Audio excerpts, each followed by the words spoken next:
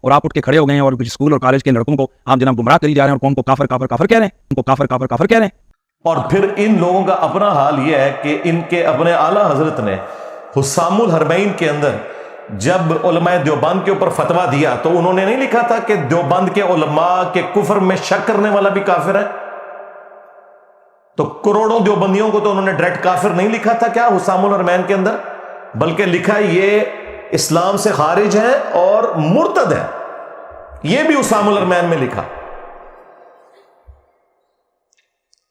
اور احکام شریعت میں جب ان سے پوچھا گیا، یہ فتوے لکھ رہے تھے وہ، یہ نہیں ہے کہ راہ چلتے کسی نے ویڈیو کلپ بنا لیا تھا، وہ غصے کی حالت میں تھے. فتویٰ پوچھا گیا کہ بتائیں کہ یہ جو وہابی ہیں، اور پھر اس بریکٹ کو کھولا، دیوبندی، اہل حدیث اور رافضی یعنی اہل تشیع، قادیانی یعنی قادیانی کافروں کو بھی اسی صف میں لا کے کھڑا کیا جہاں باقی فرقے تھے. نیچری یعنی نیچر میں ماننے والے لوگ سر سید احمد خان کے، ان سب کا ذکر کر کے وہ بندہ سوال کرتا ہے کہ ان کے ذبیحے کا کیا حکم ہے.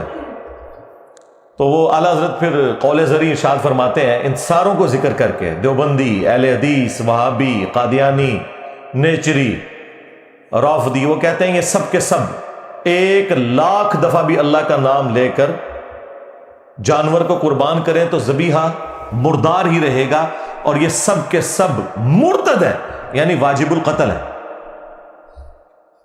شمشیر اعلیٰ حضرت صاحب، تمہارے اعلیٰ حضرت تو اپنے سوا سارے فرقوں کے علماء اور ان کی پبلک کو واجب القتل قرار دیتے ہیں.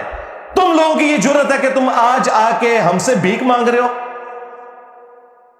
کہ جی ہم پہ بات کیوں کر رہے ہیں. اب تمہیں ہیٹ محسوس ہوگی. یہ اللہ کی سنت ہے کہ اللہ تعالیٰ نے موسیٰ علیہ السلام کی پرورش دربار فرعون میں کی تھی، اور میری پرورش جو ہے وہ بریلوی خاندان کے اندر کی ہے. مجھے پتا ہے ہم یہی کچھ کرتے رہے دوسروں کے ساتھ، اس لیے مجھ سے تو کوئی چیز چھپی ہوئی نہیں ہے. تو میں نے پھر بھی کبھی کسی کو کافر نہیں کہا، صرف عبارتوں پہ بات کی ہے، یا جو ان عبارتوں کا جھوٹا دفاع کرتے ہیں. عام بریلوی، دیوبندی، اہل حدیث، شیعہ کو کبھی بھی کافر نہیں کہا.